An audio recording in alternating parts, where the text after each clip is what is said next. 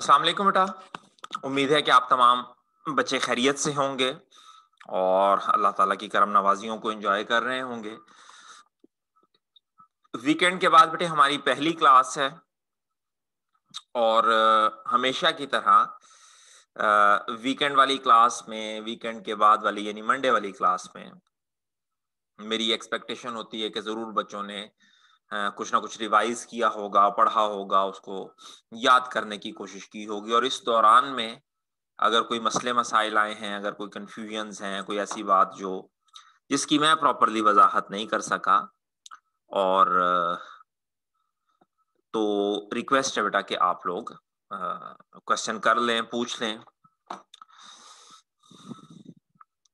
और मेरे बच्चे रोज़ाना की तरह अपनी ड्यूटी को पूरे करते हुए मोहतरम जनाब शम्सुल ज़मान साहब, सैयद जवाद साहिब और बाकी जो हमनवा हैं, उनसे रिक्वेस्ट है बेटा कि अपने नामों के आगे मेहरबानी करके रोल नंबर अपडेट करें। नाराज़ी फिर मेरे गले ही पड़नी है। सैयद जवाद साहब से भी दरख्वास्त है, मेहरबानी करें हम गरीबों पे और सुन लें हमारी बात। अच्छा बेटा, कोई क्वेश्चन लास्ट हो जो आप लोगों ने रिव्यू किया हो, पढ़ा हो, उसमें से मेरे बच्चे कोई चीज़ अगर समझ ना आई हो, कहीं आप डिसएग्री करते हो या कोई मामला जो एक्सप्लेनेशन तलब हो तो ज़रा प्लीज़ फरमाइएगा। अदरवाइज़ फिर बेटा हम अपनी रूटीन की क्लास शुरू करें।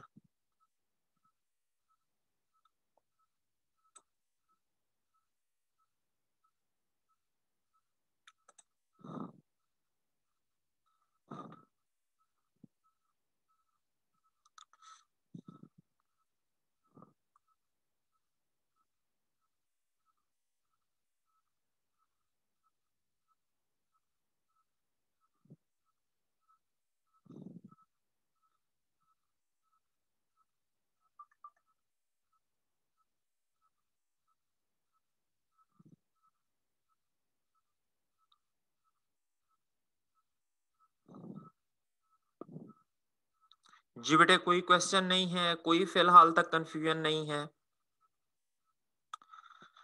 तो फिर आप लोगों की परमिशन से आगे बढ़ता हूँ। थोड़ा अच्छा एक दो चीज़ें बेटा मैं चाहूँगा कि एक्सप्लेनेशन आप लोगों को ना थोड़ी बता दूँ, थोड़ा आगाह कर दूँ।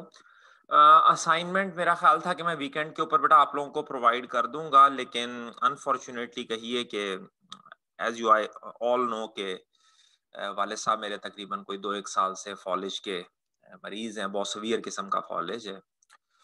तो कुछ दिनों से 7-8 दिनों से अल्लाह के हुक्म से तबीयत उनकी ना काफ़ी ज़्यादा ख़राब है। तो मेरा इरादा तो यही था कि मैं वीकेंड के ऊपर असाइनमेंट तैयार करके अपलोड कर दूँगा, लेकिन माज़रत है आप लोगों से, वो बस उनको ही लुक आफ्टर करने में पूरा वीकेंड ही तकरीबन गुज़र गया और कुछ मामला नहीं, और भी कुछ इंतहाई ज़रूरी काम थे, लेकिन वो भी फिर उसी अ, के अंदर ही गुज़र गए। तो मैं कोशिश करूँगा बेटा, आज पूरी कोशिश करूँगा कि आज वो असाइनमेंट आप लोगों को अवेलेबल हो जाए। इन द मीन टाइम आप लोगों से रिक्वेस्ट है कि बेटा अपनी प्रिपरेशन और रिव्यू जो है वो जारी रखिएगा।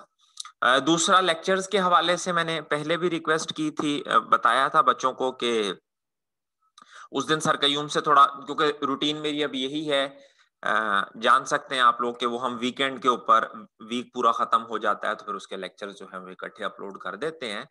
तो किसी वजह से फ्राइडे को मेरी सर अब्दुल कयूम के साथ राब्ता नहीं हो सका, तो इंशाल्लाह आज कोऑर्डिनेट करके और आज वाला लेक्चर इंक्लूड करके जितने लेक्चर्स हैं वो मैं सर को, क्योंकि जो पेंडिंग है वो पिछले वीक के 4 लेक्चर्स हैं, 5 लेक्चर्स, और ये आज वाला लेक्चर हो जाएगा, तो ये टोटल 6 लेक्चर्स भी आज मैं कोशिश करूंगा अगर सर से राब्ता हो जाए तो मैं सर को सर को मैं प्रोवाइड कर दूंगा और सर उसका लिंक जो है फिर यूट्यूब का प्रोवाइड कर देंगे आपके ग्रुप के अंदर। ठीक होगी सर बात? तो दोनों चीजों के हवाले से बेटा आप लोगों को दिक्कत हुई, माजरत, लेकिन बाज मरता मजबूरी ऐसी हो जाती है कि बेटा वो हमारे भी जिसे कहें कि इख्तियार से थोड़ी सी बियॉन्ड हो जाती है। जरा थोड़ा सा दरख्वास्त है तमाम शागिर्दों से, तवज्जो दीजिएगा। एक थोड़ा सा नया कॉन्सेप्ट, बल्कि नया तो नहीं कहना चाहिए, कॉन्सेप्ट तो वही कंटेंट थ्योरी वाला ही है, लेकिन वो जरा रूटीन से थोड़ा सा उसने वेरिएशन दी है, तो उस वेरिएशन को मेहरबानी करके समझने की कोशिश कीजिएगा, ताकि बात क्लियर हो जाए। हमारे पास अभी तक हम बेटे कंटेंट की ना दो थेरीज पढ़ चुके हैं। जरा क्लियर फिर दोबारा से क्लियर कर दूं कि बेटे मैकलीलैंड को आपकी बुक वाले ने प्रोसेस, स्टडी टेक्स्ट वाले ने प्रोसेस के अंदर लिखा है, इन रियलिटी ये प्रोसेस है नहीं है। और अगर आपने इसको पढ़ा भी होगा तो देखिएगा वो भी मुसलसल कंटेंट्स की ही बात करता है, व्हाट की बात करता है। अपनी पूरी थ्योरी में मैकलीलैंड ने कहीं भी प्रोसेस की बात नहीं की। तो तीसरी कंटेंट थ्योरी जो है वो आज हम पढ़ने जा रहे हैं, और वो डॉक्टर फ्रेडरिक हैरिसबर्ग और इनकी बेटे थ्योरी है, जिसे हम उर्फे आम में टू फैक्टर थ्योरी के नाम से जानते हैं। Two factor theory.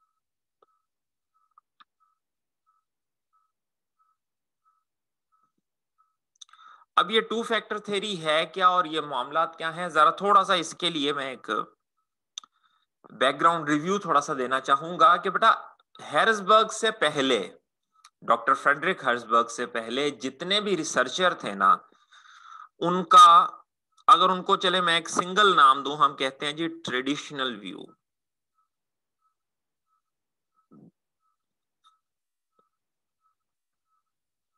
Traditional view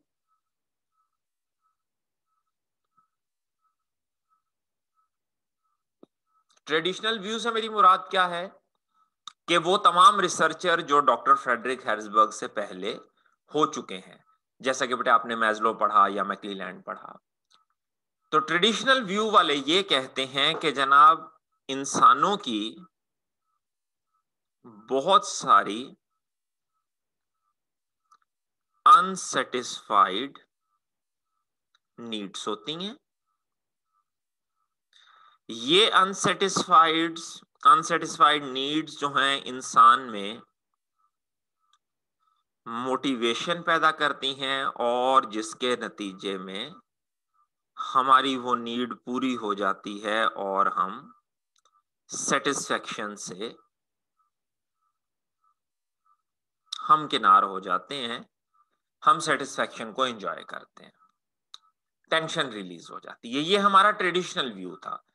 जिस दिन मैंने भी आपको ये चैप्टर पढ़ाना शुरू किया, यहीं से ही मैंने भी बात शुरू की थी कि भाई अनसेटिस्फाइड नीड होगी, हम मोटिवेट ड्राइविंग फोर्स होगी, और वो ड्राइविंग फोर्स जो है उस नीड को सेटिस्फाई करेगी। यहां एक चीज बेटा इंतहाई इंतहाई तवज्जो तलब है। तमाम करीबन इस वक्त मेरे पास क्लास में 70 स्टूडेंट्स की प्रेजेंस है।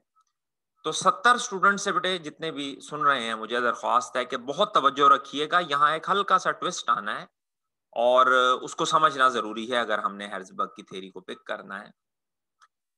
तो हैरिसबर्ग से पहले तमाम लोग क्या कहते थे कि भाई जितनी भी नीड्स हैं, जितनी भी अनसेटिस्फाइड नीड्स हैं, they create a kind of motivation. ठीक है, जितनी भी अनसेटिस्फाइड नीड्स हैं, कोई डिस्टिंक्शन नहीं थी, सारी नीड्स मोटिवेशन क्रिएट करती हैं, हर नीड ड्राइविंग फोर्स क्रिएट करेगी।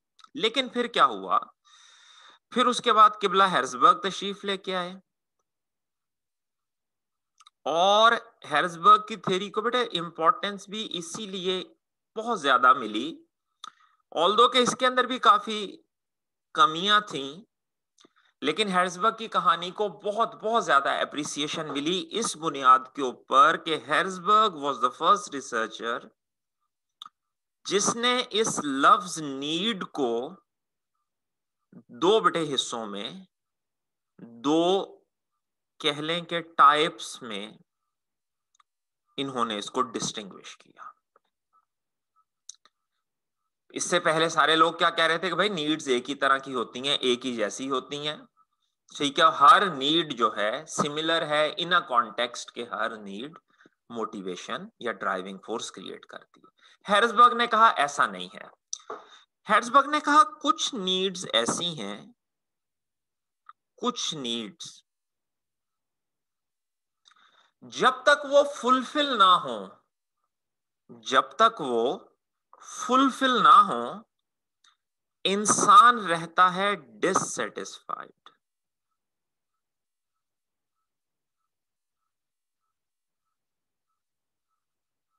जब तक वो नीड्स फुलफिल नहीं होती, इंसान रहता है डिससेटिस्फाइड। लेकिन बेटा जब वो नीड्स पूरी हो जाती हैं ना, तो सिर्फ ये डिससेटिस्फैक्शन खत्म हो जाती है। तवज्जो रखिएगा प्लीज। सिर्फ और सिर्फ ये डिससेटिस्फैक्शन खत्म हो जाती है। और दोस्तों गौर कीजिएगा, हेर्ज़बर्ग कहते हैं किसी किस्म की मोटिवेशन नहीं आती। ये ऐसी नीड्स, कुछ नीड्स, वो कहता है एक कैटेगरी ऑफ नीड्स ऐसी है कि जब तक फुलफिल ना हो, they keep continuously, they keep creating actually dissatisfaction. ठीक है, and as soon as those needs are fulfilled, you will feel that dissatisfaction has vanished, dissatisfaction has gone. You would see there is no dissatisfaction anymore, but still you will find yourself unmotivated.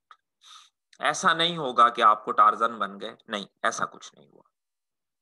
और इसके बरक्स वो कहते हैं कि कुछ needs ऐसी हैं कि आप फील कर रहे होते हैं किसी किस्म की कोई ड्राइविंग फोर्स आपके अंदर मौजूद नहीं होती, मोटिवेशन नहीं होती, जब तक वो नीड्स फुलफिल ना हो। और जैसे ही वो नीड्स फुलफिल हो जाएं, you become highly motivated,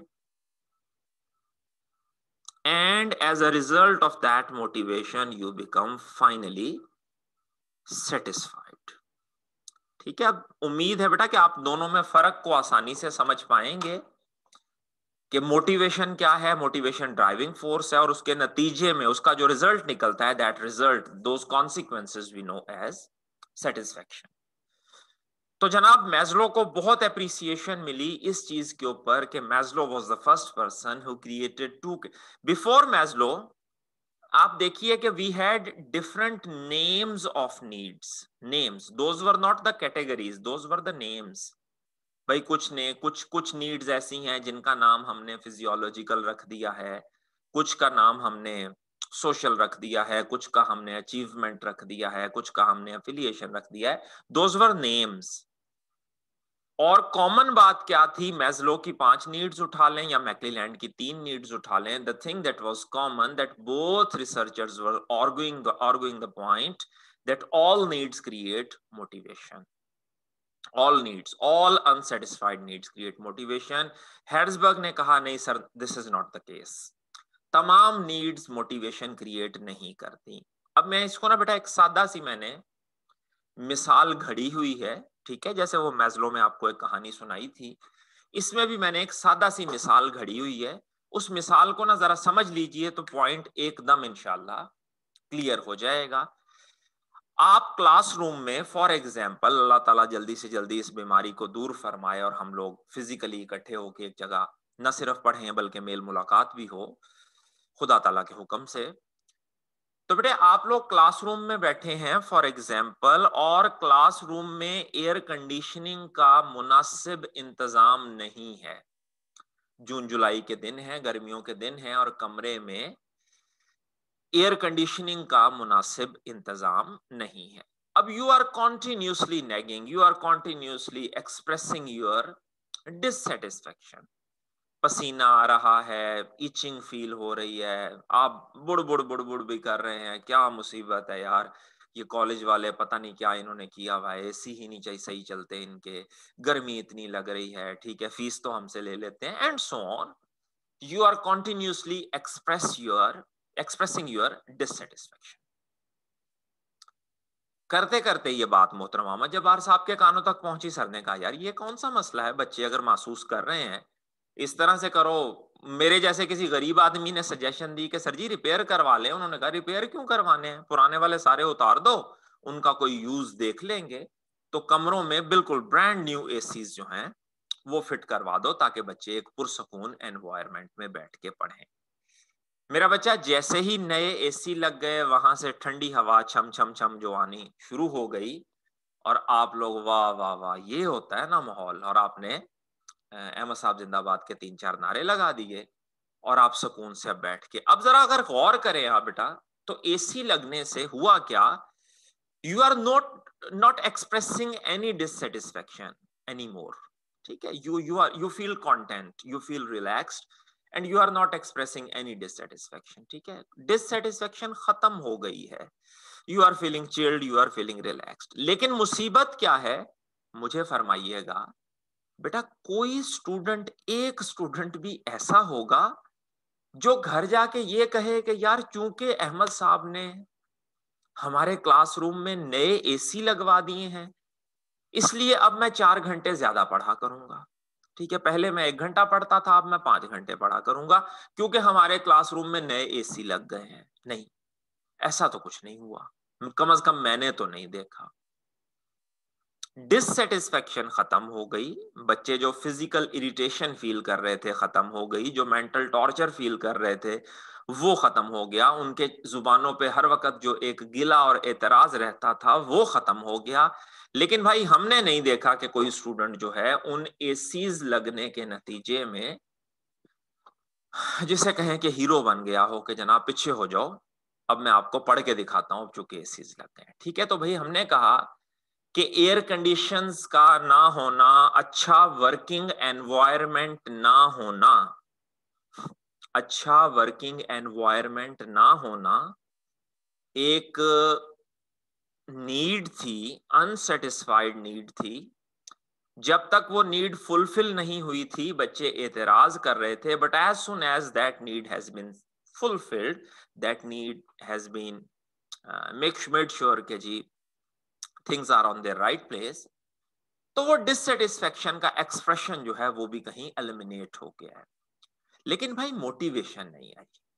ठीक है, दूसरी तरफ देखिएगा, हर बच्चे की ख्वाहिश है, हर बच्चे की, कि यार अगर मैं मेहनत करता हूं, अगर मैं काम करता हूं, तो मेरी उस मेहनत के ऊपर मुझे फीडबैक मिले, इंटरनल फीडबैक भी मिले कि भाई मैं अपनी पास हूं तो मैं खुद भी खुश हूं और लोग भी मेरी तारीफ करें।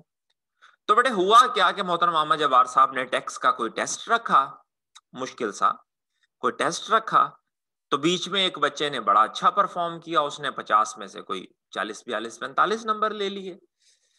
तो अहमद साहब ने उस बच्चे को स्टेज पे बुलाया सबके सामने, उसकी बड़ी तारीफ की, फेलिसिटेट किया उसे, और उसका नाम जो है वो नोटिस बोर्ड के ऊपर तस्वीर के साथ, ठीक है, स्टूडेंट ऑफ द वीक के कैप्शन के साथ नोटिस बोर्ड के ऊपर प्लेस कर दिया।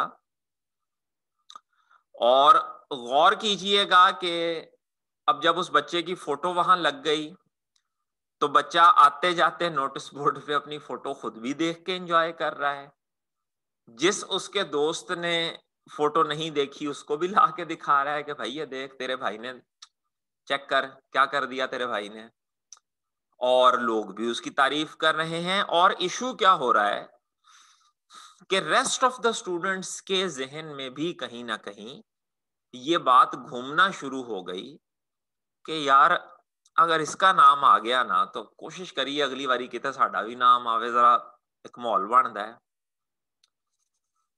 अब गौर कीजिएगा बेटा, एप्रिसिएशन या फीडबैक ये भी एक अनसेटिस्फाइड नीड है।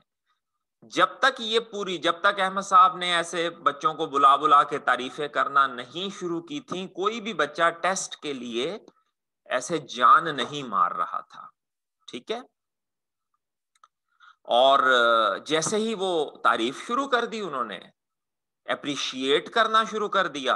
अभी इस एप्रिसिएशन में थोड़ा सा तड़का मैंने और डालना है, समझिएगा जरा, तो मोटिवेशन और बढ़ गई। ठीक है, तारीफ शरीफ कर दी।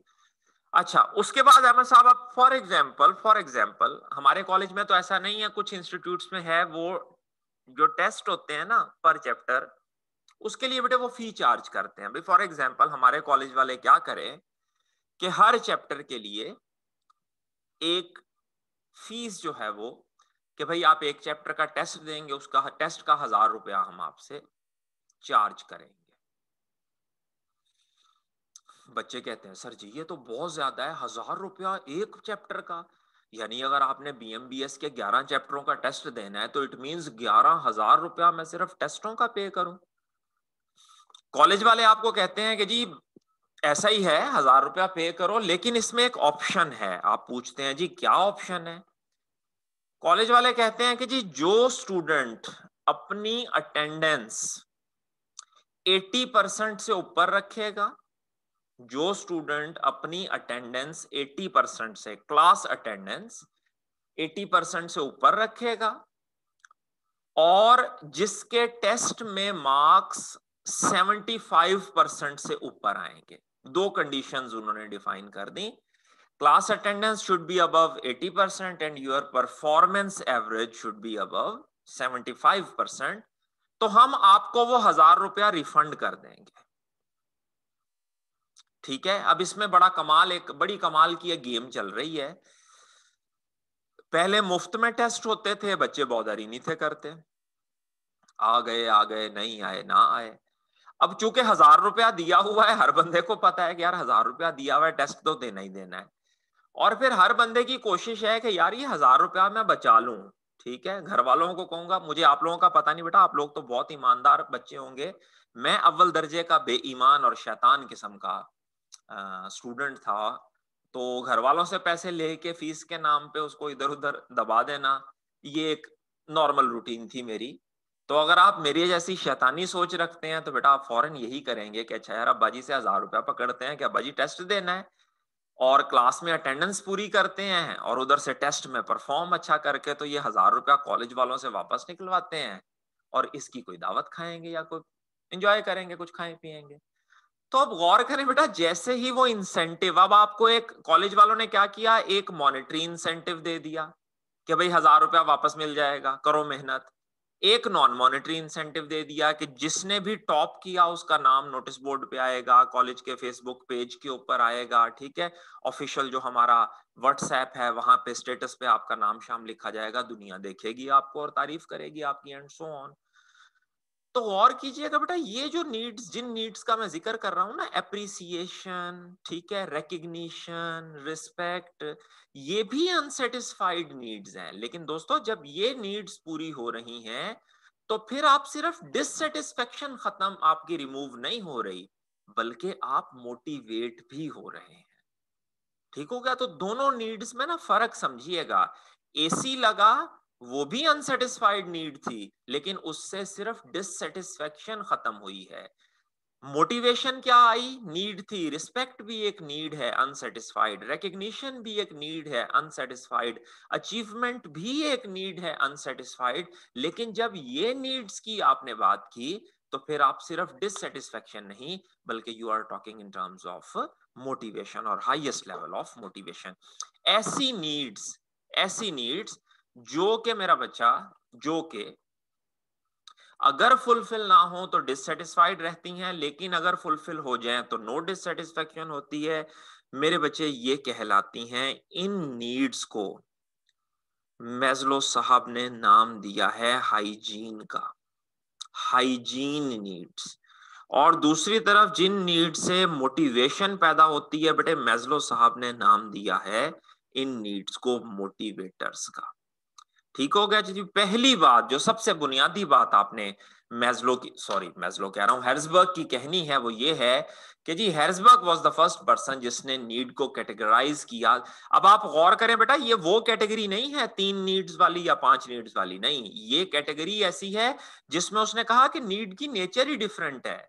कुछ नीड जो है वो डिससेटिस्फेक्शन वाली कहानी से जुड़ी हुई हैं, और कुछ नीड्स जो है वो मोटिवेशन वाली कहानी से जुड़ी हुई हैं। अगर आप गौर करेंगे तो नीचे बेटे उसने कुछ इसकी एग्जाम्पल्स भी दी हुई हैं।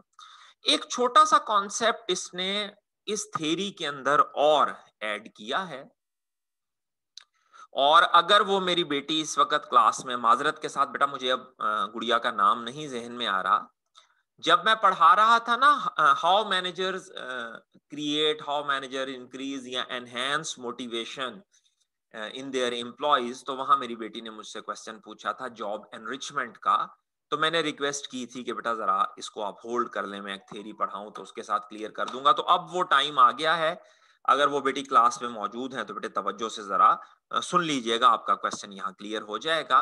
देखिएगा बेटा, मैंने आप लोगों को जब परफॉर्मेंस अप्रेजल पढ़ाई थी तो एक चीज पढ़ाई थी जिसको हम कहते हैं जॉब डिजाइन।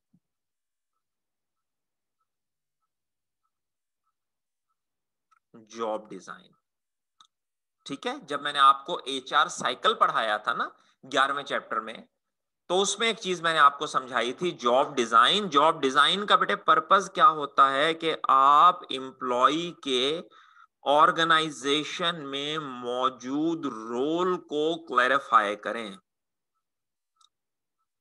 क्योंकि उसको रोल जितना क्लियर होगा अपना बेटा वो परफॉर्म उतना अच्छे से करेगा। ये जो रोल है ये दोस्तों दो हिस्सों में बटा होता है। आप एम्प्लॉय को बताते हैं कि मेरे अजीज एम्प्लॉय तुम्हारे राइट्स क्या हैं और इसके अगेंस्ट तुम्हारी रिस्पॉन्सिबिलिटीज क्या हैं। इन दोनों के कॉम्बिनेशन को, वैसे बेटा रोल थोड़ी सी कॉम्प्लिकेटेड चीज होती है, आप लोगों के लिए मैं आसान करके इसे यहां लिख रहा हूं कि रोल बेसिकली आपकी राइट्स और आपकी रिस्पॉन्सिबिलिटीज का एक कॉम्बिनेशन होता है जिसके लिए हमें काम करते हैं जॉब डिजाइन। अब आप गौर करें स्टूडेंट्स, मेरे पास एक एम्प्लॉय है, ये एक मैं एम्प्लॉय यहां बना देता हूं प्यारा सा। ये एक एम्प्लॉय है बेटे मेरे पास, और ये जो एम्प्लॉय साहब हैं फॉर एग्जाम्पल इनका नाम है जी रिकी मार्टिन। ठीक है, रिकी मार्टिन साहब हमारे पास जॉब करते हैं, और हमने रिकी मार्टिन साहब का रोल डिफाइन किया हुआ है। हमने कहा है रिकी मार्टिन साहब आपने हमारी जो प्रोडक्ट ए है वो आपने करनी है सेल, और इसके बदले हम आपको 3,000 रुपया पर मंथ जो है वो पे करेंगे। ठीक है, तो 3,000 रुपया बेटा आपका राइट हो गया, और प्रोडक्ट ए को सेल करना आपकी जिसे कहें कि रिस्पॉन्सिबिलिटी हो गया। रिक्वेस्ट आप बच्चों से ये है, व्हाट्सएप ग्रुप में बेटे आप लोग तमाम मौजूद हैं, मेहरबानी करके मुझे बताइएगा आप एग्री करते हैं इस बात से या नहीं। किसी भी पॉइंट पे गौर से बात को सुनिएगा, किसी भी पॉइंट पे बेटे मुझे बताएं, यस और नो में आंसर दीजिएगा। क्या रिकी मार्टिन का दिल करेगा कि मैं अपनी सेल्स को बढ़ाऊं? व्हाट्सएप ग्रुप में यस और नो में बेटे मुझे आंसर कीजिए। क्या रिकी मार्टिन का दिल करेगा कि मैं अपनी सेल्स को इनहेंस करूं, इंक्रीज करूं, ज्यादा से ज्यादा एफर्ट लगाऊं और अपना सेल वॉल्यूम जो है उसे बढ़ाऊं? यस और no, what's your opinion? Umar कहते हैं जी नहीं, फिर उसके बाद वलीद कहते हैं नहीं, फिर एक ये शोला शोले वाले साहब हैं वो कहते हैं नहीं, हमजा भी कहते हैं, वासिक भी, अब्दुल रहमान भी कहते हैं नहीं। ले जी 70 स्टूडेंट्स में से कुछ 4-5 रिस्पॉन्सेज तो मुझे आ गए हैं और वो सारे ही नहीं नहीं नहीं कहे जा रहे हैं। अहमद का ख्याल है नो, और मैगिन, ये एक तो यार नाम इतना मुश्किल है, इंडिका साहब जो है वो कह रहे हैं यस, थोड़ी खैर हो जाए। और उसके बाद मुनीब हैं और सामी हैं और अफनान हैं और फिर एक और हैं बेनाम, और फिर उसके बाद उस्मान हैं।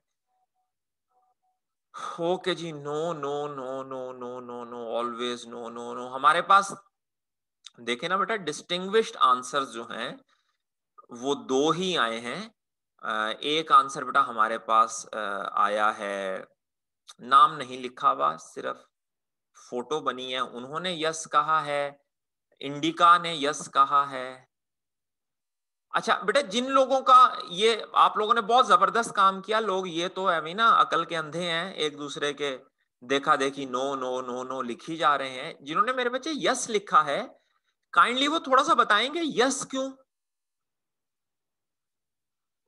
क्या उनका, क्यों उनको ऐसा लग रहा है कि यस? रीजन इंडिकेट करेंगे, what is the reason, what is the driving force Ricky Martin के लिए जो कहे कि जी आप सेल्स को बढ़ाइए?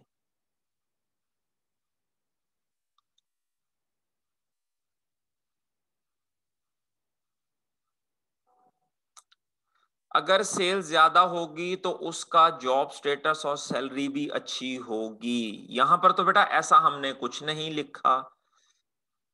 ये तो आई कैप फॉर एग्जाम्पल बेटा, जो करंट सिचुएशन है वो आई कैप का सवाल है, और इस सवाल में तो बेटा ऐसी कहीं इंडिकेशन नहीं है, क्योंकि जो सैलरी वगैरह बढ़ना है या स्टेटस बढ़ना है ये तो बेटा एक्सट्रिंसिक रिवॉर्ड है। और मैंने पहले भी आपको समझाया था कि एक्सट्रिंसिक की गारंटी कोई नहीं है। मतलब फर्ज करें जी मैं सेल बढ़ा दूं, जितनी मर्जी बढ़ा दूं, दफ्तर वाले कहें कि ठीक है जी 3,000 सैलरी दे रहे हैं लेते जाओ, तो मैं क्या कर लूंगा? ठीक है ना। कुछ ऐसे फैक्ट्स को हमने कंसिडर कर लिया है जो कि बेटे सिनेरियो में मौजूद ही नहीं था। तो मेरा ख्याल है, मेरा ओपिनियन ये है कि बेटा आंसर नो है। ठीक है ना, कोई ऐसी चीज नजर नहीं आ रही रिकी मार्टिन को जिसकी वजह से मार्टिन साहब जो हैं वो अपनी, अब मार्टिन साहब क्या होगा, मार्टिन साहब में डिससेटिस्फेक्शन तो नहीं होगी, खैर डिससेटिस्फेक्शन तो नहीं होगी कि भाई सेल करता हूं उसके बदले मुझे पैसे मिल जाते हैं। लेकिन भाई अगर आप गौर करें, रिकी मार्टिन साहब में मोटिवेशन भी कोई नहीं है। अगर डिससेटिस्फेक्शन नहीं है ना, तो बेटे मोटिवेशन भी नहीं है। हमें चाहिए मोटिवेटेड एम्प्लॉयज। तो बेटा हम क्या करते हैं, हम रिकी मार्टिन साहब की जॉब को, हैरिसबर्ग कहता है क्या करो, रिकी मार्टिन की जॉब को रीडिजाइन करो।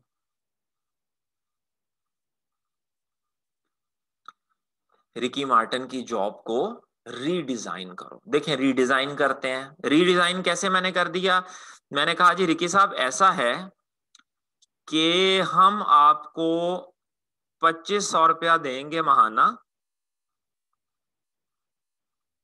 और इसके अलावा हम आपको सेल पे 1.5% कमीशन भी देंगे।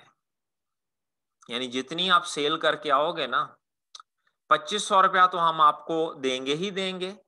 ठीक है, और उसके साथ हम आपको 1.5% कमीशन देंगे। अब गौर कीजिए सर, ये जो ऊपर वाला पोर्शन है, ये वाला पोर्शन, ये रिकी मार्टिन साहब की डिससेटिस्फेक्शन को खत्म करेगा। रिकी मार्टिन में मौजूद जो डर है, खौफ है कि यार अगर मुझसे चीजें ना बिकी तो मेरे बच्चे उस दिन भूखे मरेंगे, या उस महीने मेरे बच्चे भूखे मरेंगे, नहीं मकान का किराया कहां से दूंगा, बिजली का बिल कहां से दूंगा। हमने उसकी डिससेटिस्फेक्शन को ना इन 2,500 रुपयों से रिमूव कर दिया।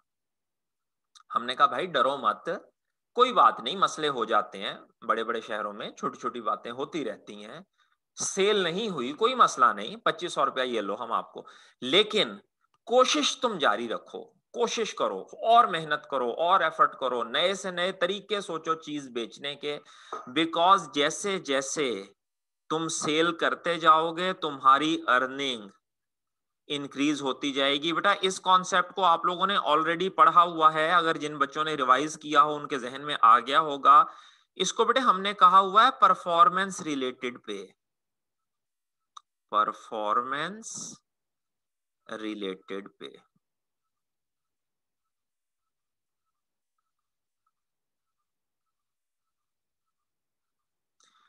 जैसे जैसे वो अपनी परफॉर्मेंस बढ़ाता चला जाएगा, जैसे जैसे अपनी परफॉर्मेंस बढ़ाता चला जाएगा, वैसे वैसे मेरे बच्चे उसकी सैलरी, अब आप गौर करें, नॉर्मली हम सैलरी को, नॉर्मली नॉर्मल हालात में हम सैलरी को कहां ग्रुप करते हैं, हम कहते हैं जी increment in salary is an extrinsic.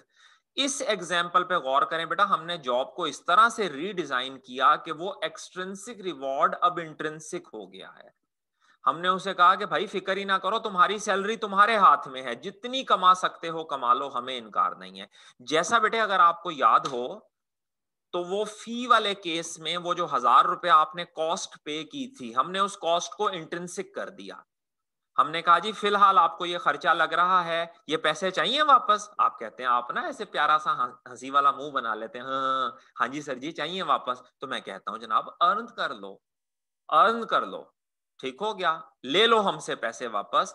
80% attendance करो, 75% अपने मार्क्स लो और अपना 1,000 रुपया कमा लो हमसे। तो बेटा हमने क्या किया, हमने उस 1,000 रुपए वाले रिवॉर्ड को एक्सट्रिंसिक की बजाय इंट्रिंसिक कर दिया। गौर कीजिएगा, कंक्लूड कर रहा हूं बात को, हमारे जॉब रीडिजाइन करने की वजह से एक्सट्रिंसिक रिवॉर्ड्स इंट्रिंसिक हो गए और नतीजे में उसकी न सिर्फ डिससेटिस्फेक्शन खत्म हुई बल्कि that employee has become highly motivated. ठीक होगी बात। इस जॉब रीडिजाइन की बेटे काफी सारी टेक्निक्स हैं, काफी सारी टेक्निक्स हैं। एक टेक्निक मेरे बच्चे कहलाती है जॉब रोटेशन, एक टेक्निक कहलाती है जॉब रोटेशन, एक टेक्निक बेटे कहलाती है जॉब एनलार्जमेंट,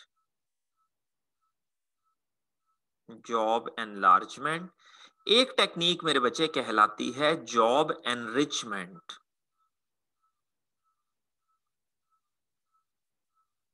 जॉब एनरिचमेंट। ठीक हो गया। बाकी टेक्निक्स के बारे में तो बेटे उसने कोई तफसीली बात नहीं की, सिर्फ उसने थोड़ा सा जॉब एनरिचमेंट का जिक्र किया है। मैं भी उतना ही, आपका टाइम जाया नहीं करूंगा, उतना ही आपको समझा दूं।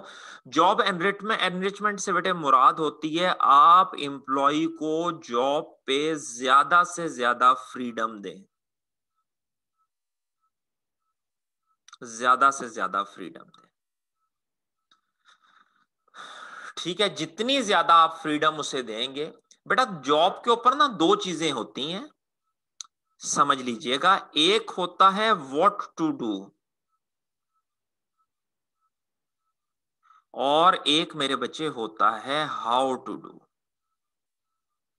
फ्रीडम से मुराद क्या है? मिनिमम फ्रीडम क्या है? मिनिमम फ्रीडम हम एम्प्लॉय को व्हाट टू डू भी बताएं और हाउ टू डू भी बताएं।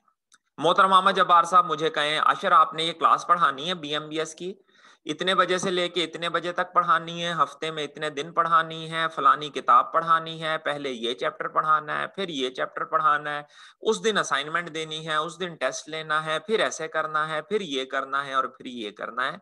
तो अहमद साहब मुझे बेटा व्हाट टू डू भी बता रहे हैं और हाउ टू डू भी। एक दूसरा तरीका बेटे ये है, अहमद साहब मुझे कहें यार आखिर बीएमबीएस की ना क्लास पढ़ानी है हफ्ते में 5 दिन, 12 बजे से लेके 1:30 बजे तक, ठीक है, जुमे वाले दिन 11:30 से 1 बजे तक कर लो। मैं पूछता हूं, मैं कहता हूं सर जी क्या पढ़ाना है, कैसे पढ़ाना है? वो कहते हैं यार तुम खुद देख लो, इतने अरसे से पढ़ा रहे हो, खुद डिसाइड करो कौन सा चैप्टर पहले पढ़ाना है, कौन सा बाद में पढ़ाना है, बच्चों के साथ डिस्कस कर लो, देख लो क्लास का जो एनवायरनमेंट हो, बच्चों का जैसा मिजाज हो। तो भाई उन्होंने मुझे थोड़ी सी आजादी दे दी, और आजादी दे दी। ठीक है, उन्होंने व्हाट टू डू तो बता दिया, लेकिन उन्होंने हाउ टू डू मेरे पे छोड़ दिया कि भाई खुद डिसाइड कर जैसे तुझे बेहतर लगता है। और यूं भी हो सकता है बेटा कि अहमद साहब मुझे बुलाएं क्लास में और उनको पता है कि मुझे कुछ मल्टीपल सब्जेक्ट्स में मेरी महारत है, और वो मुझसे पूछे हाँ भाई क्या मूड है इस दफा इस सेशन में क्या पढ़ाना है, ये 2-3 सब्जेक्ट हैं, इनमें से कौन सा सब्जेक्ट पढ़ाने का दिल कर रहा है? मैं कहूँ सर जी अच्छा ये वाला सब्जेक्ट दे दें। और ठीक है चलो ये पढ़ा लो। सर जी कैसे पढ़ाना है? और यार देख ले किस तरह करना है, बच्चों के साथ डिस्कस कर लेना। तो बेटे उन्होंने मुझे और फ्रीडम दे दी कि व्हाट टू डू भी अपना मैंने खुद डिसाइड किया और हाउ टू डू भी अपना मैंने खुद डिसाइड किया। ठीक हो गया। तो सम अप कर दूं पूरी बात को, हेर्जबर्ग साहब कहते हैं कि जनाब हर नीड मोटिवेट नहीं करती, कुछ नीड्स के फुलफिल होने से, जब तक फुलफिल नहीं होंगी आप डिससेटिस्फाइड होंगे, जब फुलफिल हो जाएंगी आप हाईली मोटिवेटेड हो जाएंगे। सॉरी, डिससेटिस्फेक्शन खत्म हो जाएगी लेकिन मोटिवेशन नहीं आएगी। दूसरी तरफ कुछ नीड्स ऐसी हैं जब तक फुलफिल नहीं होंगी आप में मोटिवेशन, ड्राइविंग फोर्स नहीं होगी, लेकिन बेटा जैसे ही वो नीड्स की फुलफिलमेंट की हम बात करेंगे आपके अंदर एक ड्राइविंग फोर्स क्रिएट हो जाएगी जिसके नतीजे में सेटिस्फेक्शन आएगी। बहुत सारे जो मोटिवेटर्स हैं उनमें से एक मोटिवेटर या एक तरीका मोटिवेशन पैदा करने का, हेर्जबर्ग जो है वो ये कहते हैं कि job redesign is a technique जिसके जरिए से आप एम्प्लॉयज में मोटिवेशन पैदा कर सकते हैं। मैंने आपको बाकायदा जॉब रीडिजाइन करके दिखाई कि किस तरह से हमने एक जॉब को रीडिजाइन किया। उस जो नया डिजाइन हमने बनाया था हमने उसमें परफॉर्मेंस रिलेटेड पे डाली, हमने उसमें कुछ अमाउंट फिक्स कर दी, कुछ अमाउंट वेरिएबल कर दी। फिक्स अमाउंट एक तरह से हाइजीन नीड सेटिस्फाई हो रही है और वेरिएबल अमाउंट में एक तरह से मोटिवेशन नीड जो है वो आपकी मुतमईन हो रही है। और फिर एज अ कंक्लूजन हमने ये देखा कि बेटा जॉब रीडिजाइन जो है इसकी काफी सारी टेक्निक्स हैं, 2-3 टेक्निक्स हैं। एक टेक्निक क्या है कि आप एम्प्लॉय को आजादी दें। ठीक है, उसको फ्रीडम दें। फ्रीडम किन किन एस्पेक्ट, किन पहलुओं में फ्रीडम दी जा सकती है, व्हाट टू डू में फ्रीडम दी जा सकती है और हाउ टू डू में फ्रीडम दी जा सकती है। आप एम्प्लॉय को जितनी ज्यादा फ्रीडम देंगे, नेचुरली एम्प्लॉय उतना ज्यादा मोटिवेटेड होगा, जिसके नतीजे में वो उतना ज्यादा उसकी नीड्स पूरी होंगी और वो उतना ज्यादा सेटिस्फाइड होगा। ठीक होगी सर बात? नोट्स पे जरा आइएगा। तो मेरे बच्चे पेज नंबर, नोट्स में पेज नंबर 142 के ऊपर ये थ्योरी जो है वो शुरू हो रही है। शुरू में उसने थोड़ा सा इसका इंट्रोडक्शन दिया है, फिर उसके बाद मजीद उसने बताया है डिससेटिस्फेक्शन, सेटिस्फेक्शन क्या है, फिर उसने दो ग्रुप्स बताए हैं। हाइजीन फैक्टर्स वो हैं जो डिससेटिस्फेक्शन कॉज कर रहे हैं, और ये डिससेटिस्फेक्शन कब खत्म होगी बेटा? जब वो हाइजीन हाइजीन फैक्टर्स जो हैं वो सेटिस्फाई हो जाएंगे, पूरे हो जाएंगे। मोटिवेटर फैक्टर्स वो हैं जो कॉजिंग सेटिस्फेक्शन, ठीक है, मतलब सेटिस्फेक्शन आ रही है लेकिन ड्राइविंग फोर्स नहीं क्रिएट हो रही। इसमें कंफ्यूज नहीं हो जाना किसी भी किस्म की चीज में। आप में वो डिससेटिस्फेक्शन नहीं है, आप एक नॉर्मल लेवल के ऊपर सेटिस्फाइड हैं, लेकिन जो ड्राइविंग फोर्स हम चाह रहे हैं ऑर्गेनाइजेशन वाले, वो ड्राइविंग फोर्स जनरेट नहीं हो रही। नीचे उसने बेटे कुछ उसकी एग्जांपल्स दी हैं, और ये वाली बेटे जो दो लाइंस हैं, मेहरबानी करके इनको हाईलाइट कर लें। ये दोनों लाइंस बहुत इंपॉर्टेंट हैं। वो कहता है डिससेटिस्फेक्शन का ऑपोजिट सेटिस्फेक्शन नहीं है, बल्कि डिससेटिस्फेक्शन का ऑपोजिट है नो डिससेटिस्फेक्शन। कोई भी नीड जब पूरी हो जाए तो इसका यह मतलब नहीं है कि आप सेटिस्फाई हो जाएंगे या मोटिवेट हो जाएंगे। ठीक है, आप सिंपली क्या होंगे, वो आपकी डिससेटिस्फेक्शन खत्म हो जाएगी, लेकिन मोटिवेशन आना लाजमी या जरूरी नहीं है। नीचे फिर बेटा उसने कुछ कंक्लूजन निकाले हैं, और फिर उसने थोड़ा सा जॉब एनरिचमेंट को एक्सप्लेन किया है। डेलीगेट के मायने होते हैं बेटा किसी के साथ एक चीज को शेयर करना, अथॉरिटी को, पावर को, डिसीजन मेकिंग की पावर को किसी के साथ शेयर करना, जिसमें हम फ्रीडम देते हैं एम्प्लॉय को, autonomy, higher level of autonomy, higher level of freedom जो है वो देते हैं। Involving staff and decision making, इसके आगे मेरे बच्चे ब्रैकेट में लिखो पार्टिसिपेटिव मैनेजमेंट, पार्टिसिपेटिव मैनेजमेंट। ठीक है, लर्निंग होती रहेगी, लोग चीजें सीखते रहेंगे, जानते रहेंगे। 5 मिनट आप लोगों के पास हैं, पूरे के पूरे 5 मिनट। ये जो बेटा एक छोटा सा कॉन्सेप्ट, मुश्किल मेरे बच्चा एक सफे के ऊपर कॉन्सेप्ट मुकम्मल हो रहा है, तो यहां से स्टार्ट करके इसको आप यहां तक जरा जल्दी से रीड कर लें 5-1 मिनट में, और फिर बताएं कि किस पॉइंट के ऊपर कंफ्यूजन है, कौन सा पॉइंट समझ नहीं आ रहा, ताकि मेरे बच्चे फिर मैं उसको एक्सप्लेन कर दूं। 5-1 मिनट के लिए मैं खामोश होने लगा हूं, आप लोग इसको क्विकली जरा गो थ्रू कर लीजिए, और टाइम जाया नहीं करना प्लीज।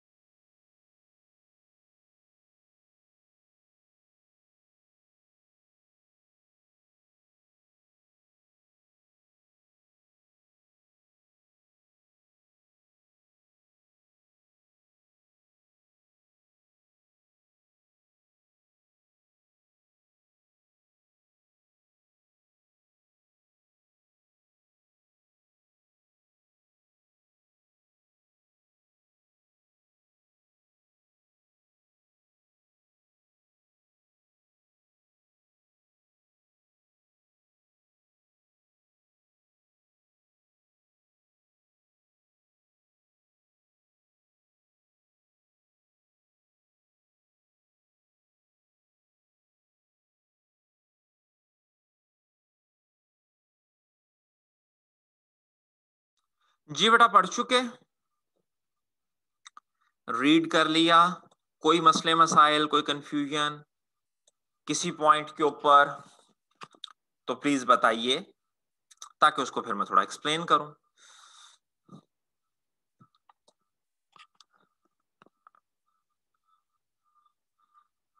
जी वकार। अस्सलाम वालेकुम सर। वालेकुम सलाम। सर ये 143 पे जो फर्स्ट 2 पॉइंट है इनकी वर्डिंग नहीं समझ लग रही कि felt good about their work they tended to cite intrinsic factor rising from the job, ये एक्सप्लेन कर दे थोड़ा सा। अच्छा जी, मैं बेटा मैं आप इतने यार अजीम इंसान हैं, मैं क्या एक्सप्लेन करूं बेटा, मेरी क्या जरूरत है मैं आपको एक्सप्लेन करूं। देखिएगा अभी नाउजुबिल्लाह आप ही एक्सप्लेन करेंगे, अस्तगफिरुल्लाह। अभी आप ही मेरे बच्चे एक्सप्लेन करेंगे, ये देखें। सर मुझे वर्डिंग की नहीं समझ आई, लेकिन वो जो आपने एग्जांपल दी थी कि उसको सैलरी इंट्रिंसिक रिवार्ड आ जाता है कि अगर उसको इंक्रीज करें, ओ यार ये वर्डिंग, वर्डिंग की। वर्डिंग की ऐसी की तैसी, अगर हमारे होते वर्डिंग भी समझ नहीं आनी तो फिर हमारा इस क्या जहान है, में कमाल फायदा पुत्र हमारा कमाल। फिर क्या रह गया। ये देखो गौर करो जरा, कहां से मेरे जी बच्चे सर। आप पढ़ रहे हो, ये जो सर स्क्रीन पे व्हेन, आपके सामने है। ये sir when people felt good about there when work. People, जरा तवज्जो दीजिएगा मेरे बच्चे, तमाम स्टूडेंट्स भी और बेटे आप भी। When people felt good about their work they tended to cite intrinsic factors. ठीक है, जब बेटे हेर्जबर्ग ने रिसर्च शुरू की ना, तो हेर्जबर्ग ने क्या देखा कि यार जब कोई चीज अच्छी हो जाती है ना, तो लोग उसे इंट्रिंसिक से रिलेट करते हैं। जैसे मेरे बच्चे, अगर क्लास का रिजल्ट अच्छा आ जाए तो नॉर्मली टीचर क्या कहता है बेटा, आपको आवाज आ रही है मेरी? जी जी सर। नॉर्मली नॉर्मली बेटे टीचर क्या कहता है जब रिजल्ट अच्छा आ जाए? के हार्ड वर्क वगैरह की है, मेहनत की बच्चों ने। नहीं, कहाँ एडे अच्छे टीचर किथे मिलते ने भरावा, मैनू भी दिखाई। मुझे दिखाई ऐसे अच्छे टीचर कहाँ मिलते हैं बेटे। टीचर आप है ना सर। नॉर्मली बेटा, मैं ना ना ना ना, मेरे जैसे कोई अच्छा रिजल्ट आ जाए ना, तो मेरे जैसे जो टीचर हैं सर, ये तो बेटा आप बहुत ग्रेट टीचर्स की बात कर रहे हैं। जो मेरे जैसे टीचर हैं वो नॉर्मली कहते हैं जी पढ़ाया ही बड़ा अच्छा सी, इतना अच्छा मैंने पढ़ाया, बच्चों ने तो पास होना ही होना था। यानी इसका मतलब क्या कि अगर कोई अच्छी चीज आई है तो लोग बेटा उसको किस फैक्टर से रिलेट करते हैं? इंट्रिंसिक से। अगर सेल अच्छी हो जाए तो सेल्समैन नॉर्मली क्या कहते नजर आएंगे आपको? कि भाई हमने मेहनत हमने ही बहुत की थी, हमने कहानी सही, ही ऐसी सुनाई थी कि कस्टमर फंस गया हमारी कहानी में। कि चाहे उनको जरूरत हो। अल्टीमेटली बेटा उन्होंने। जो कुछ भी हो, अल्टीमेटली जो जी कुछ भी सर। हो, ठीक है। अच्छा, लेकिन बेटा जब रिजल्ट खराब आ जाए क्लास का, फिर टीचर क्या कहते हैं?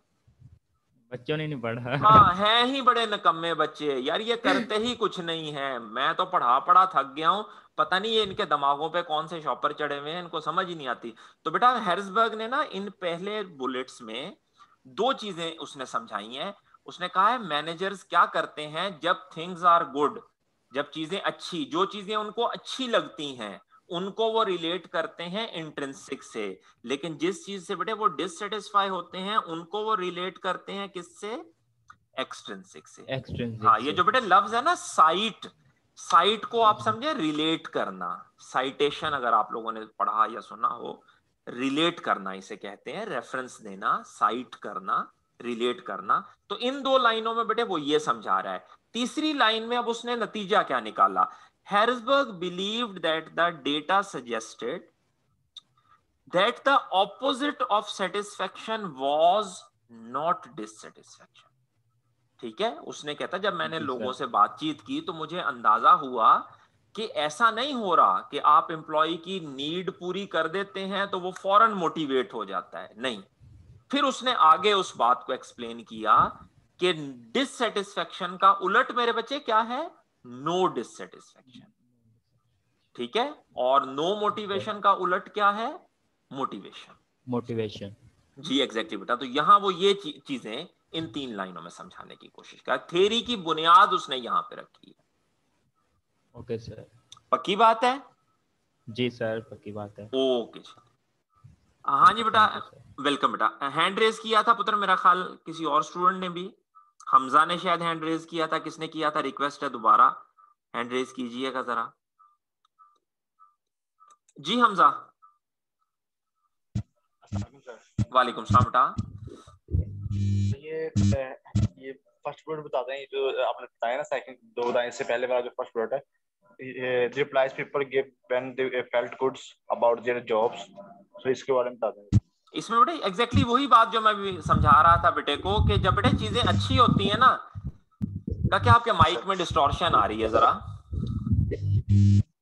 जब चीजें अच्छी होती हैं तो लोग बेटे उसका क्रेडिट खुद लेते हैं, इंट्रिंसिक।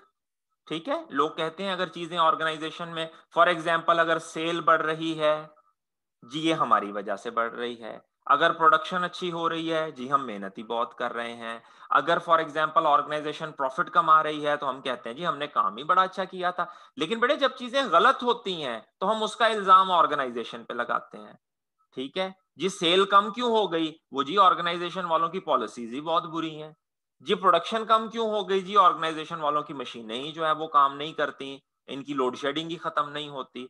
तो पहले दो बुलेट्स में बेटा उसने इस चीज को एक्सप्लेन किया है कि व्हेन थिंग्स आर गुड, कौन सी चीज गुड, जिनसे लोग सेटिस्फाइड फील करते हैं या जिनमें डिससेटिस्फेक्शन नहीं होती, उनका क्रेडिट लोग इंट्रिंसिक लेते हैं। लेकिन बेटे जो चीजें बुरी होती हैं, जिससे डिससेटिस्फेक्शन आती है, जिससे नो सेटिस्फेक्शन होती है, उसका लोग इल्जाम हमेशा दूसरों के ऊपर डालते हैं। ये तो बेटा एक नेचुरल लाइफ फिनोमिना है कि अच्छी चीजों का क्रेडिट हम खुद लेते हैं और बेटे बुरी चीजों का इल्जाम हम लोगों के ऊपर डालते हैं। उम्मीद है क्लियर हो गया होगा, नहीं क्लियर हुआ तो बेटा हैंड रेज कीजिए ताकि मैं उसको एक्सप्लेन कर दूं। जी हमजा, यस सर, अंडरस्टैंड। पक्की थैंक बात? You sir. वेलकम बेटा, वेलकम वेलकम। अच्छा जी, ये हमारी बेटे एक थ्योरी जो है ये कंप्लीट होती है। अच्छा, स्टूडेंट है बेटे मेरे पास रोल नंबर 640, चले उससे पहले एक और मेरे ख्याल हैंड रेज हुआ है, जरा उसको भी आंसर कर लें। जी वकार, जी सर वकार मेरा बेटा। पिछली, सर ये मैस्लो की थ्योरी से एक मेरा था क्वेश्चन। काके अगर हनी पॉसिबल मैस्लो। है तो ग्रुप में कर लोगे सवाल, अगर पॉसिबल हो तो। सर मैं ग्रुप में रिमूव किया हुआ मुझे।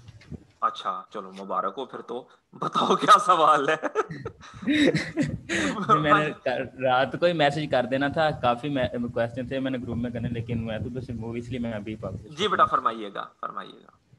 सॉरी, मैकक्लैंड की थ्योरी है, हाँ मैंने जी देखी। प्लीज, मैकलैंड की थ्योरी में। जी सर, उसमें आपने एक पॉइंट पढ़ाया था, दे consider achievement more important then financial reward. ये सर मतलब कि आपने क्लियर कहा था कि फाइनेंस को एक साइड कंप्लीटली नहीं कर देना, उससे मतलब कि उसका ताल्लुक होता है, लेकिन जी ज़्यादा जो होती है वो अचीवमेंट, ये बात ठीक अचीवमेंट, है। जी जी सही है। लेकिन सर उसके बाद ना एक रिवार्ड सिस्टम एंड मोटिवेट जो है ना आगे, उसका रिलेशन लिखा हुआ है कि pay rewards might be seen as measure of recognition and goal accomplishment by high achiever. हाँ इधर जी भी हाई अचीवर की बात हो रही है, ठीक जी है। बेटा। इधर भी पे रिवार्ड जो है मतलब कि इंसेंटिव्स या सैलरी बोनसी वगैरह भी बात हो रही है, पे से जी रिवार्ड वही हो गया।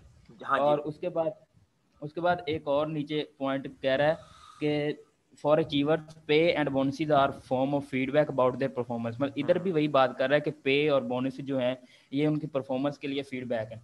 सर ये जो जज कर रहा है अपनी परफॉर्मेंस और अपनी अचीवमेंट, वो फाइनेंस के जरिए से कर रहा है, सही है।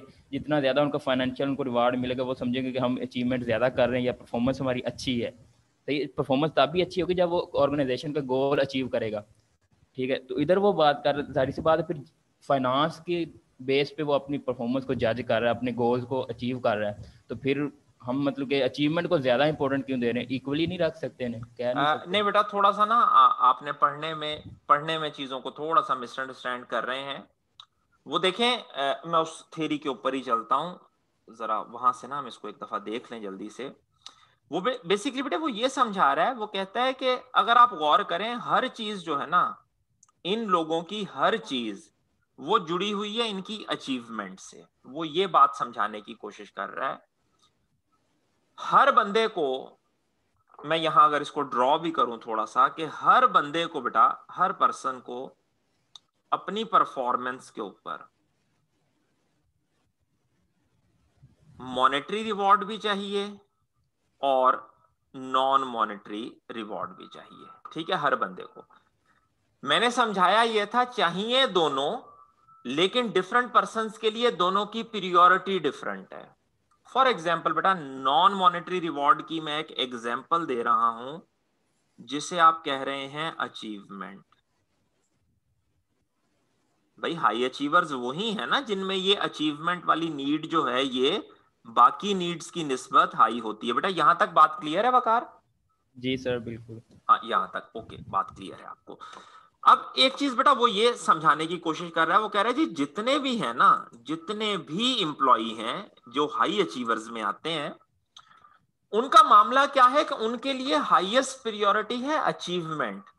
उनको जो बाकी रिवॉर्ड्स मिलते हैं ना, बाकी रिवॉर्ड्स उनको भी वो अचीवमेंट की नजर से ही देखते हैं।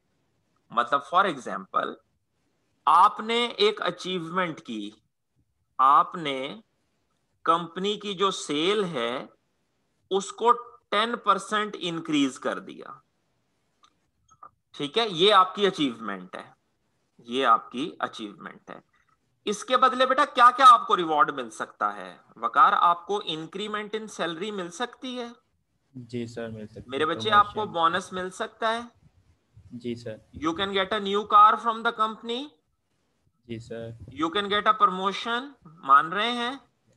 यस सर बिल्कुल। Okay, you can get a praise from your bosses, from your peers और may be from your colleagues. ठीक है। जी सर। अच्छा, जी अगर सर। ये जो बेटे मैंने आपको 3-4 एग्जांपल्स दी हैं, ये अगर आप इन एग्जांपल्स पे गौर करें तो बेटे ये मॉनेटरी भी हैं और नॉन मॉनेटरी भी हैं। क्या ख्याल है? इनमें से कुछ चीजें मॉनेटरी हैं, कुछ yes sir. Non monetary non हैं, कुछ मॉनेटरी। इंट्रिंसिक हैं, कुछ एक्सट्रिंसिक हैं। Yes sir. लेकिन इन सब को ये बेटा हमेशा किसकी नजर से देखेगा? अचीवमेंट की। अचीवमेंट। कि चूंकि मैंने अचीवमेंट की है तो मेरी सैलरी इंक्रीज हुई है, चूंकि मैंने अचीवमेंट की है तो मेरा बोनस बढ़ा है, चूंकि मैंने अचीवमेंट की है तो मुझे नई कार मिली है, चूंकि मैंने अचीवमेंट की है तो मेरे बॉस ने, मेरे कलीग्स ने मेरी तारीफ की है। इसका मतलब बेटे क्या हुआ कि जितने भी इनको रिवॉर्ड मिलते हैं, सैलरी मिलती है, प्रेज मिलता है, एप्रिसिएशन मिलती है, ये हर चीज को किससे रिलेट करके देखते हैं? अचीवमेंट से। और बेटे वक्त के साथ साथ वकार इनका यकीन क्या होता जाएगा, इनका बिलीफ मुझे बताओ, इंक्रीमेंट इन सैलरी में होगा या अचीवमेंट में होगा? अचीवमेंट में, अगर हम अचीवमेंट अचीव में करेंगे तो ये मिलेगा। ये चीजें मिलेंगी। बेटा उन लाइनों में ना, जो लाइनें मेरे बच्चे आपने पढ़ी हैं, उसमें वो जी ये सर। बता रहा है कि फाइनेंशियल रिवॉर्ड्स को ये लोग क्या समझते हैं? A result of achievement. Okay ठीक है। सर। अब अगर दोनों में बेटे मैं आपसे पूछूं, अगर वकार आप एक हाई अचीवर हो, तो बेटे मैं पूछूं कि वकार दोनों में से डिपेंडेंट क्या है और इंडिपेंडेंट क्या है, तो आप मुझे कहेंगे सर फाइनेंशियल रिवॉर्ड डिपेंडेंट है, अचीवमेंट अचीवमेंट के। इंडिपेंडेंट है। ठीक जी है। तो sir. Being a high achiever आप किसके पीछे जाओगे? फाइनेंशियल रिवॉर्ड्स के या अचीवमेंट के? अचीवमेंट। अचीवमेंट के, क्योंकि आपके जहन में ये बात पक्की हो गई है कि भाई अगर मैंने अचीवमेंट कर ली तो फाइनेंशियल रिवॉर्ड ऑटोमेटिकली मुझे मिल ही जाने हैं। तो जी प्रियोरिटी फिर बेटा लाइफ में किसकी रही? फाइनेंशियल अचीवमेंट रिवॉर्ड की से। या अचीवमेंट की? एग्जैक्टली बेटा वो इन लाइनों में यही बता है। जी sir. Okay okay, thank you. बस भूलना ये नहीं है, पहली बात, पहली मिस्टेक ये कभी नहीं कहना कि सिर्फ एक रिवॉर्ड चाहिए, नहीं, दोनों ही चाहिए भाई। मॉनेटरी भी चाहिए, घर की दाल रोटी भी चलानी है, नॉन मॉनेटरी भी चाहिए। इंपॉर्टेंट चीज क्या है इनके लिए? ज्यादा इंपॉर्टेंट कौन से हैं? Non monetary.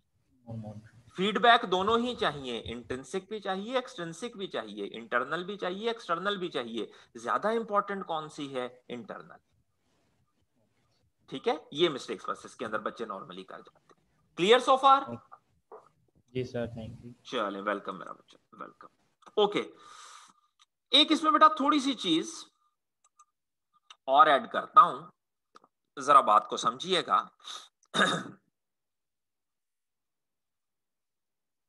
ये अब चूंकि हमने इसको डिस्कस कर लिया है, उम्मीद है बेटा इसमें कंफ्यूजन कोई नहीं होगी। इसको आप थोड़ा और पढ़ लीजिएगा, घर पे जाके रिवाइज कीजिएगा, तो बात मजीद क्लियर हो जाएगी।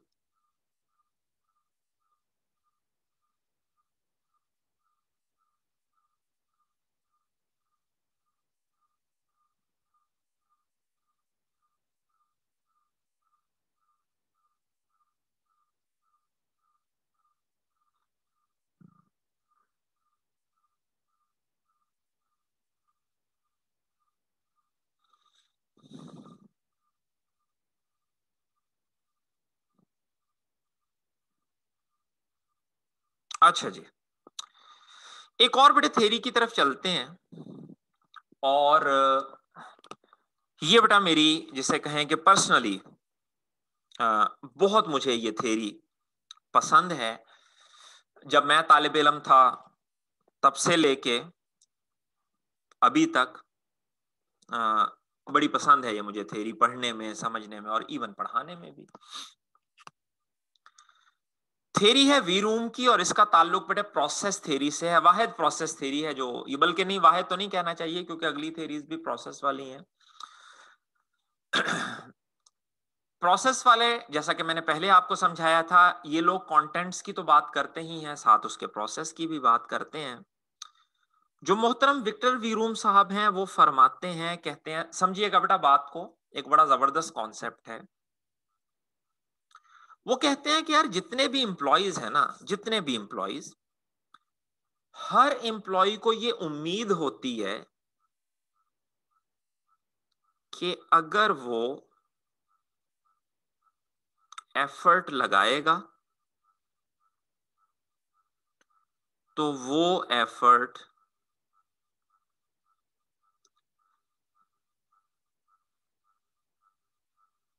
नजर आएगी परफॉर्मेंस की सूरत में। ये बिलीव है इंप्लॉइज का कि जितनी ज्यादा बेटे वो परफॉर्मेंस लगाएगा, जितनी ज्यादा वो एफर्ट लगाएगा, उसकी वो एफर्ट परफॉर्मेंस की सूरत में नजर आएगी।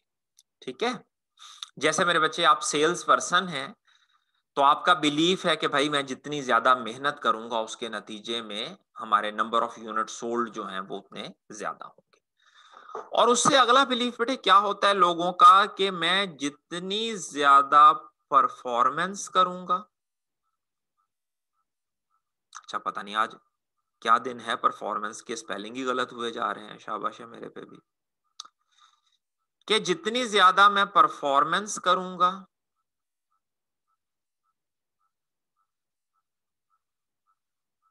उतना ही मुझे रिवॉर्ड मिलेगा। ठीक है, एक्सपेक्टेंसी थ्योरी, एक्सपेक्टेंसी थ्योरी बेटे इसका नाम है।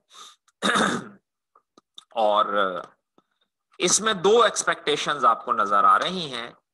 एम्प्लॉय बिलीव करते हैं कि भाई जो मेरी एफर्ट है it would result in performance, और जो मेरी परफॉर्मेंस है it would result in reward. जो ये वाला बेटे रिलेशनशिप है एफर्ट और परफॉर्मेंस का, इसको वी रूम कहता है जी this relationship is known as expectancy, and this relationship between performance and reward, this is known as instrumentality. Instrumentality. ठीक है, एक्सपेक्टेंसी, अगर कोई आपसे पूछे भाई साहब एक्सपेक्टेंसी क्या है, तो आप कहिएगा जी expectancy is the belief in the mind of an employ कि एफर्ट रिजल्ट करेगी in performance, effort would lead to the performance. On the other hand if someone asks you कि what is instrumentality, and you would be responding in a way कि जनाब performance would lead to reward. बेटा आम जिंदगी में भी अगर हम देख लें, आप मैस्लो को, इसको वी रूम को 2 मिनट के लिए छोड़ भी दें, तो इंसान है ना, जैसे एक आप हैं, मैं हूं, आम कोई इंसान है, रात के वक्त 2, ढाई, 3 बजे हम अपनी नींद को कुर्बान करके हम उठते हैं, जागते हैं। ठीक है, फॉर एग्जाम्पल बेटा हर बंदे के घर में अब फैसिलिटीज नहीं है, तो वो ठंडा पानी जिस तरह का भी होता है उससे वो वुजू करता है और बैठ के अल्लाह को याद करता है। वो एक एफर्ट कर रहा है, उसने अपनी नींद सेक्रीफाइस की, उसने ठंडे पानी का वो जो स्प्लैश था वो बर्दाश्त किया, फिर वो मुसल्ला बिछा के बैठा और उसने अपने परवरदिगार को याद करना शुरू किया। तो बेटा वो क्या कर रहा है, वो एफर्ट कर रहा है, और उसकी उम्मीद क्या है कि भाई ये एफर्ट जो है वो अल्लाह की खुशनुदी के तौर पर, अल्लाह की खुशनुदी, अल्लाह की रजा के तौर पर वो परफॉर्मेंस नजर आएगी, और उस परफॉर्मेंस का रिवॉर्ड हमें क्या मिलेगा कि अल्लाह जब हमसे खुश होगा तो हमें अपने, जिनको वो कहता है कि जी मेरे हबीब हैं, मेरे दोस्त हैं, तो अल्लाह हमें अपने हबीब और अपने दोस्तों की फहरिस्त में शामिल कर देगा। जो भी हम बेटा जितना भी हम एफर्ट करते हैं, आम दुनिया में कर लें और या जहां कहीं भी आप अपनी जिंदगी में इन्वॉल्व हैं। आप एजुकेशन में हैं तो बेटा आप पढ़ते हैं, रात दिन मेहनत कर रहे हैं कि भाई आपकी जो मेहनत है वो आई कैप के पेपर में परफॉर्मेंस की सूरत में नजर आएगी, और फिर उस परफॉर्मेंस के नतीजे में आपको गोल्ड मेडल मिलेगा या मेरिट सर्टिफिकेट मिलेगा और आप क्वालिफाई करके एक्सेल करेंगे अपने करियर में। अच्छा, इंपॉर्टेंट अब यहां पे चीज क्या है जो समझने वाली, बहुत समझने वाली चीज है। मैं विक्टर वीरूम कहते हैं यार हर रिवॉर्ड का ना बैलेंस है।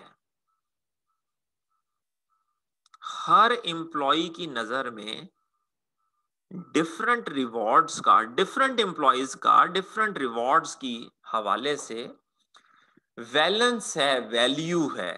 ठीक है, अब मैं आपके पास बेटा रिवॉर्ड लिखता हूं। फॉर एग्जाम्पल जैसे बेटा कार भी एक रिवॉर्ड है, ठीक है, प्रमोशन भी एक रिवॉर्ड है, इंक्रीमेंट इन सैलरी जो है वो भी एक रिवॉर्ड है, चांस ऑफ अचीवमेंट जो है वो भी एक रिवॉर्ड है, मल्टीपल रिवॉर्ड्स हैं। और गौर कीजिएगा बेटा हर एम्प्लॉई सब रिवॉर्ड्स को सेम वैल्यू नहीं देगा।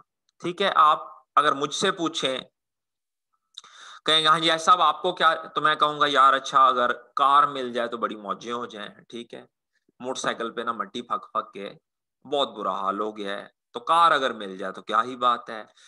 किसी और साहब से आप पूछें तो वो कहेगा कि नहीं यार कार मैंने क्या करनी है, ये साथ तो मेरा घर है, आना जाना भी नहीं कहीं मैंने होता, मुझे अगर कहीं सैलरी में इंक्रीमेंट मिल जाए तो मौजें हो जाए।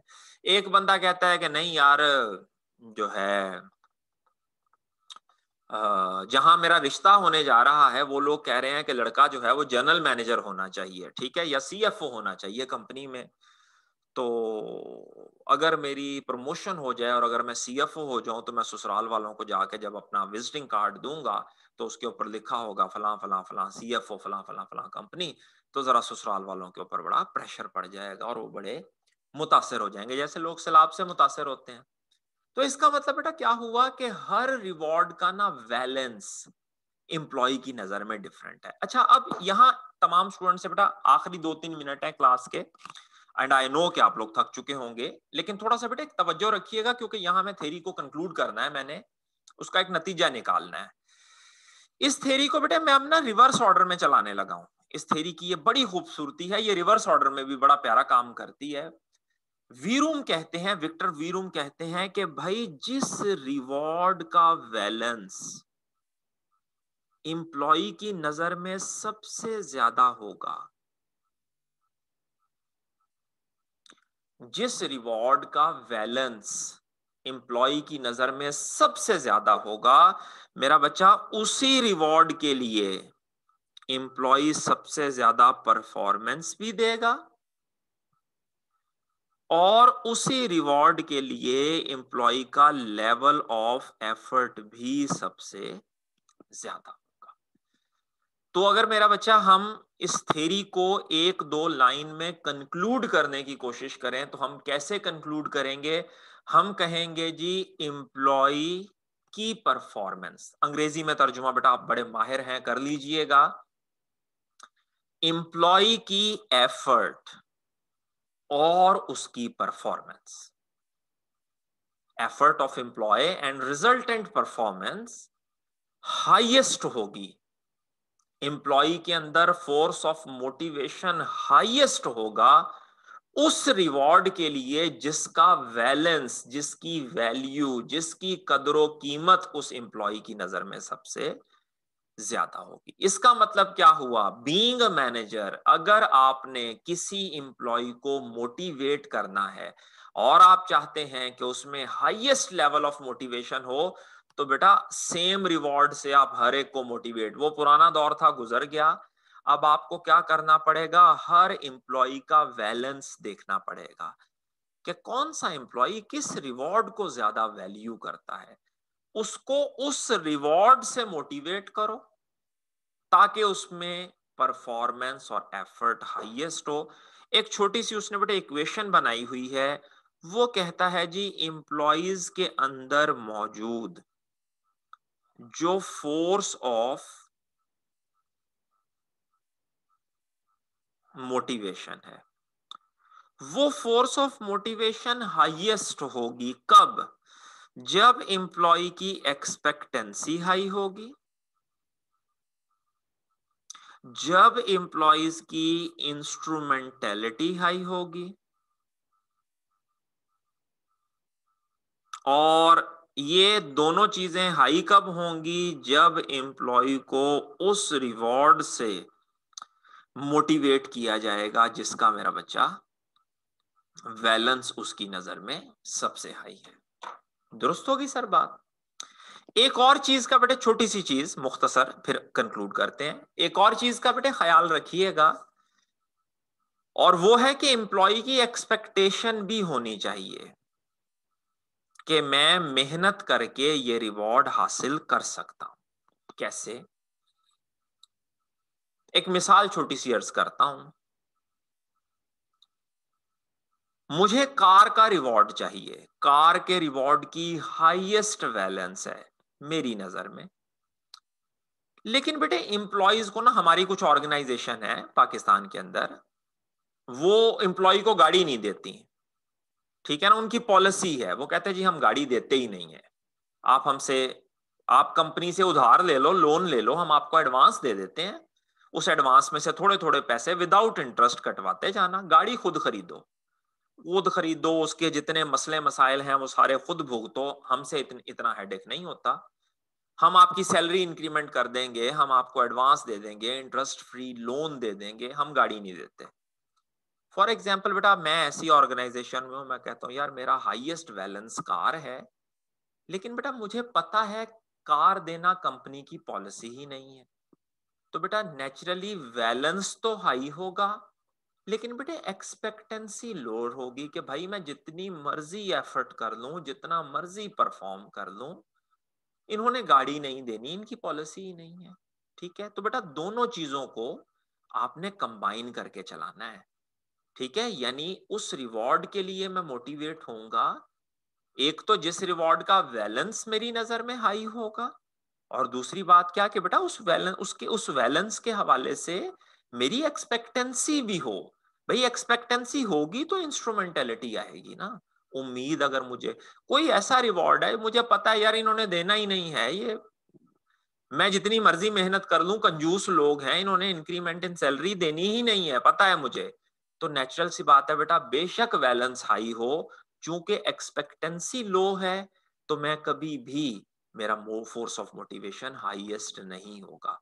तो वो समझा क्या रहा है कि फोर्स ऑफ मोटिवेशन हाईएस्ट कब होगा? जब आप एक रिवॉर्ड को, एक एम्प्लॉय को उस रिवॉर्ड के लिए मोटिवेट करें, नंबर वन जिसका बैलेंस उसकी नजर में ज्यादा है, और नंबर टू बेटा उसको उस रिवॉर्ड के मिलने की उम्मीद भी हो, एक्सपेक्टेशन भी हो, तो फोर्स ऑफ मोटिवेशन हाईएस्ट होगा।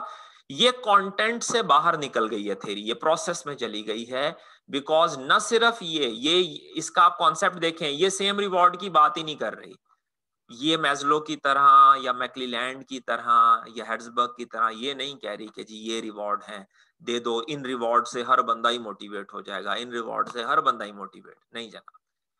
ये कहती है जी डिफरेंट डिफरेंट रिवॉर्ड होंगे, उनका डिफरेंट डिफरेंट प्रोसेस होगा, और उसके नतीजे में different different level of motivation आएंगे। आप लोग बस थोड़ी सी जहमत ये कीजिएगा कि बेटे आप लोगों के पास ये पेज नंबर 144 से ये बेटे थ्योरी शुरू हो रही है। विक्टर वीरूम इसके राइटर हैं। एक्सपेक्टेंसी को बेटे उन्होंने डिफाइन किया है, belief that more effort will improve performance, belief that achievement performance target reward will be obtained, और is the strength of individual need for reward। तीनों चीजों को मिलाएंगे, तीनों चीजों को, तो बेटा ये एंड पे मैंने ये ब्लैक पट्टी के अंदर एक फार्मूला लिख के रखा हुआ है कि motivation is equal to expectancy multiplied by instrumentality and multiplied by valence. ठीक हो गया? फिर उसके बाद इंपॉर्टेंट मार्क कर लें, इंपॉर्टेंट बेटे मार्क कर लें, इसके ऊपर पेपर में सवाल भी पूछा है उसने, ये वाला expectancy theory has several implications. इसमें बेटा मैनेजर्स के लिए कुछ बहुत अच्छी नसीहतें हैं, और नीचे बेटे उसने बताया है कि किस तरह जो मैनेजर्स हैं, क्योंकि बेटा देखें वैलेंस तो हर बंदे की अपनी अपनी है, ठीक है ना, वैलेंस को तो मैनेजर चेंज नहीं कर सकता, लेकिन मैनेजर के इख्तियार में दो चीजें हैं, एक एक्सपेक्टेंसी और एक एक्सपेक्टेंसी से जुड़ी हुई इंस्ट्रूमेंटेलिटी। तो वैलेंस एम्प्लॉय पिक करेगा और उस रिवॉर्ड से रेलेवेंट जो एक्सपेक्टेंसी और इंस्ट्रूमेंटेलिटी है वो मैनेजर डेवलप करेगा। और मैनेजर्स किस तरह से डेवलप करेंगे वो बेटे नीचे उसने बयान किया है। इस थ्योरी को परेशान नहीं होना, घबराना नहीं है, इस थ्योरी को पढ़ के आइएगा और कल इंशाल्लाह ताला हम यहीं से ही स्टार्ट लेंगे। पहले आप लोगों के क्वेश्चंस को आंसर कर लेंगे, एक्सप्लेनेशन देख लेंगे और उसके बाद इंशाल्लाह फिर हम आगे मूव करेंगे। ठीक होगी सर बात? बाकी कोई मसले मसाइल हो तो ग्रुप में आप मेरे साथ शेयर कर लीजिएगा और अपना बहुत सारा ख्याल रखिएगा। अल्लाह हाफिज, टेक केयर।